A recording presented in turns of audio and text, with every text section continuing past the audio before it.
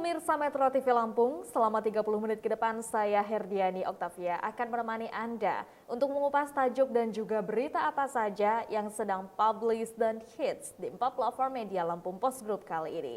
Dan saat ini bersama saya sudah ada Abdul Gofur, Kadif Pemberitaan Lampung Post. Namun sebelum kita lanjutkan untuk berita tajuk kali ini, mari kita saksikan terlebih dahulu video editorial berikut ini.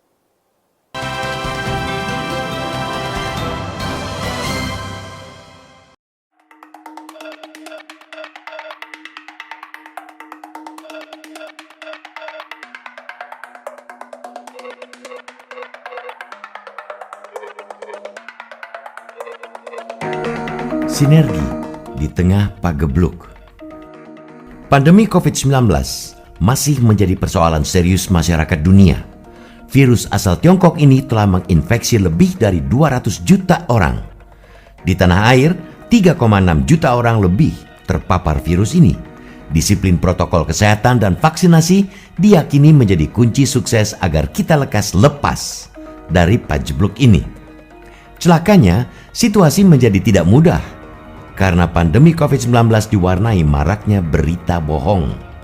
Kementerian Komunikasi dan Informatika mendapati 2.624 hoaks mengenai COVID-19 dalam kurun waktu 23 Januari 2020 hingga 3 Maret 2021. Informasi menyesatkan ini marak tersebar di platform media sosial. Masih menurut data Kemenkominfo, ribuan berita bohong tersebut tersebar luas di 4 platform dunia maya, yakni Facebook, Instagram, Twitter, dan YouTube. Facebook menjadi platform terbanyak dengan 2055 sebaran konten hoaks. Disusul Twitter 496, lalu YouTube 49 dan Instagram 24 hoaks. Sebaran informasi menyesatkan itu tidak boleh dibiarkan. Hoaks menyebabkan disinformasi di tengah masyarakat. Fenomena sejumlah warga ngeyel untuk tidak patuh protokol kesehatan serta ogah untuk berpartisipasi dalam program vaksinasi adalah salah satu contoh nyata dampak negatif paparan hoaks. Awal pandemi COVID-19, publik bumi Ruat Jurai dihebohkan warning zone COVID-19 di sejumlah wilayah di Bandar Lampung. Wilayah tersebut meliputi Langkapura, Kedaton, Kemiling, Sukarame, dan Teluk Betung Selatan. Informasi tersebut membuat panik warga hingga akhirnya Dinas Kesehatan Provinsi Lampung menyatakan berita itu hoaks. Contoh berita hoaks lainnya selama pandemi di Lampung adalah perihal seorang pendeta di Lampung dikabarkan meninggal akibat COVID-19. Konten tersebut menyebar luas melalui pesan WhatsApp. Kabar bohong itu pun dibantah Polda Lampung.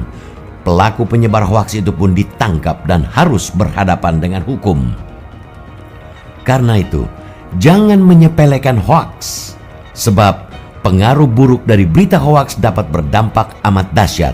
Bahkan, Imam Besar Masjid Istiqlal Nasaruddin Umar pernah menyatakan hoaks dapat membuat negara kacau balau. Sejarah pun mencatat berita palsu menjadi pemicu 4 perang besar antar negara. Di sejumlah negara kepercayaan masyarakat justru meningkat terhadap media arus utama. Laporan Reuters Institute tahun lalu menyebutkan kepercayaan publik terhadap media mainstream selama pandemi justru meningkat 44%. Hal ini berdasarkan survei dari 42 negara mencakup lebih dari 90.000 responden menyatakan demikian. Meningkatnya kepercayaan masyarakat terhadap media arus utama sejalan dengan kian meningkatnya kekhawatiran publik terhadap sebaran berita palsu. Hal ini berbanding lurus dengan kian merosotnya kepercayaan masyarakat terhadap platform media sosial yang saat ini justru amat digandrungi milenial dalam mendapatkan informasi. Oleh karena itu, peran media massa amat penting di tengah pagebluk COVID-19 ini. Media arus utama harus lebih gencar menangkal serbuan ribuan berita hoaks yang beredar di tengah masyarakat dengan pemberitaan yang benar, sesuai dengan fakta dan berimbang sebagaimana amanat Undang-Undang Pers Nomor 40 Tahun 1999. Lampung Post sebagai salah satu media arus utama di Provinsi Lampung sadar betul peran penting media massa saat pandemi. Karena itu pula, dalam merayakan hari jadi ke-47, Lampung Pos mengajak semua pihak untuk bersinergi dalam hal informasi di saat pandemi COVID-19, terutama dalam menangkal serbuan hoaks di Lampung. Menangkal berita hoaks tidak melulu tugas media massa.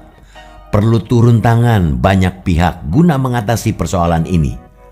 Kalangan pendidikan perlu mengedukasi kalangan pelajar tentang dampak buruk hoaks.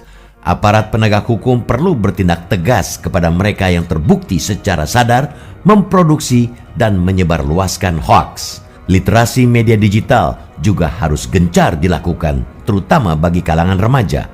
Hal ini penting agar mereka melek media sosial dan tidak menelan bulat-bulat informasi palsu yang tersebar di media sosial, apalagi menyebarluaskannya.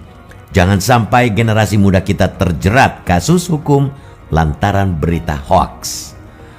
Gerakan anti hoaks harus terus digaungkan. Tidak ada tempat bagi pelaku hoaks di Lampung. Berbagai pihak harus bersinergi, membangun narasi positif dan melawan hoaks. Jangan sampai energi kita habis akibat hoaks yang merajalela. Energi itu lebih baik kita gunakan untuk mengakhiri pandemi di bumi lada ini.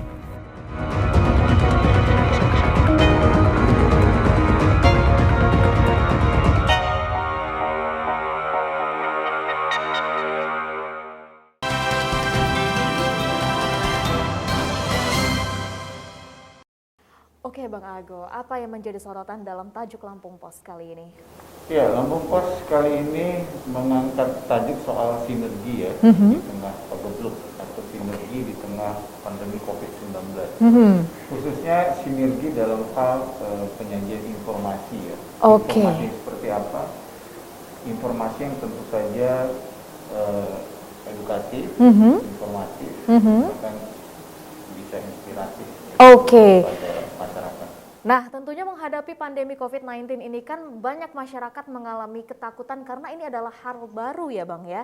Karena itu memang kita perlu sekali untuk mencari informasinya itu yang valid atau bukan hoax. Namun sepertinya di pandemi ini justru malah semakin banyak lagi didukung dengan era digitalisasi. Orang-orang justru banyak yang menerima maupun juga menyebarkan berita hoax. Ini bagaimana kondisinya seperti ini Bang? Iya, betul sekali. Jadi berdasarkan data dari Kementerian Kominfo ya, selama pandemi ini dari kurun waktu Januari 2020 sampai dengan Januari 2021, Maret 2021, itu ada sekitar 2.800 sekian. Oh my God. Konten hoax atau berita palsu yang beredar di dunia maya, ya, terutama dari berbagai macam platform, Facebook, Twitter, YouTube, Instagram. Facebook terbanyak, tidak salah Twitter.